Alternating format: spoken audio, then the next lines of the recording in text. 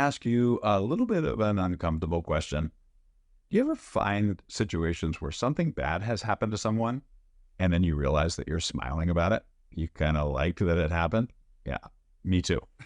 I'm Keith Farron, author, speaker, and your Bible coach on YouTube. And today's verse of the day deals with exactly that.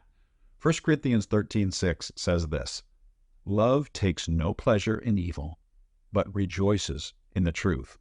Now, this is in the context of 1 Corinthians 13, what many have called the love chapter. I guarantee you've heard it at a wedding.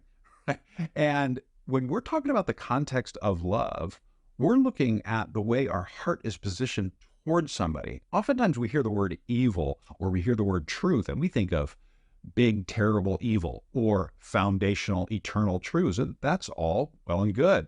But in the context of this chapter, we're looking at things like love is patient and love is kind. And now we come to love takes no pleasure in evil, but rejoices in the truth. This is love that is directed toward someone.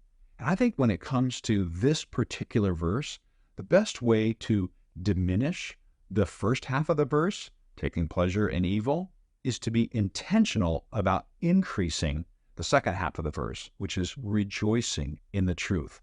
I think when we position our hearts to rejoice in the successes of others, even if it's something we struggle with a little bit, that we're going to find ourselves rejoicing even more. And it's going to become easier and it's going to become more frequent.